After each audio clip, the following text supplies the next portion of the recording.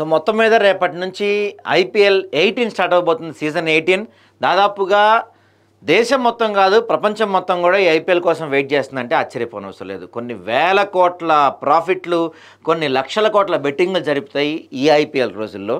Viewership కావచ్చు, ఆట కావచ్చు, ఏదైనా సరే పీక్స్లో ఉంటుంది అనమాట ఐపీఎల్ అంటే.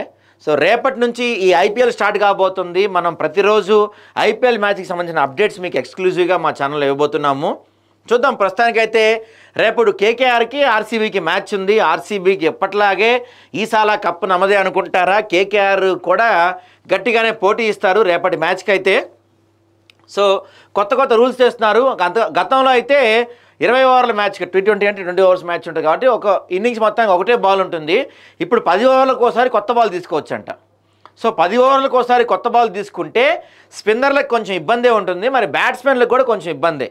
బాగా పేస్ వస్తుంది కాబట్టి కొత్త బాల్లో. మరి కొత్త రూల్స్ చూడాలి. వైట్ బాల్స్ కూడా హాకీ రూల్ వాడుతున్నారంట. సో చూద్దాం ఎలా ఉండబోతుందా అని. ఇదిగో మన అంతకుముందు సలైవా బాల్కి ఇట్లా ఉమ్మి తుడుస్తారు కదా బాల్, ఆ రూల్ తీసేస్తారు కరోనా అప్పుడు. ఇప్పుడు మళ్ళీ దాన్ని తీసుకొచ్చారంట. ఎన్నికల సందర్భంగా బంతికి ఉమ్మి రుద్దివేయటాన్ని బీసీసీ ఎత్తివేసింది. ఈ ప్రతిపాదనకు చాలామంది కెప్టెన్లు అంగీకరించారు. కరోనా సమయంలో ఇది పెట్టారు. ఉమ్మి నిషేధాన్ని ఎత్తేసారు. ఇంకా దాంతోపాటు ఏం పెడుతున్నారు, ఇంపాక్ట్ ప్లేయర్ కూడా ఉందంట. తర్వాత ఇకపై వైల్డ్, ఆఫ్ స్టంప్ అవతల వైళ్ల కోసం కూడా ఐపీఎల్ డిఆర్ఎస్ వినియోగించబోతున్నారు. ఈ ప్రతిపాదనకు బీసీసీఐ ఆమోదం తెలిపింది. మరోవైపు సాయంత్రం మ్యాచ్ రెండో ఇన్నింగ్స్లో 11వ ఓవర్ తర్వాత బంతి మార్చుకునే వీలు కల్పించారు.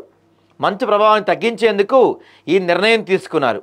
బంతి మరీ కొత్తగా ఏముండదు, మొదటి బంతిలాగే ఉంటుంది. గతంలో అనేక ఐపీఎల్ మ్యాచ్ల్లో మంచు వల్ల రెండో ఇన్నింగ్స్లో బౌలింగ్ జట్లకు ప్రతికూల అంశంగా మారిందంట్ల.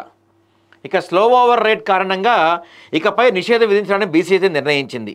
నిషేధానికి బదులు కెప్టెన్లకు అయోగ్యత పాయింట్లు తగ్గిస్తారు. అసాధారణ పరిస్థితుల్లో మాత్రమే నిషేధం ఉంటుందంట. సో అయోగ్యత పాయింట్ల వల్ల ముందు నిషేధం కూడా పడచ్చని చెప్తున్నారు.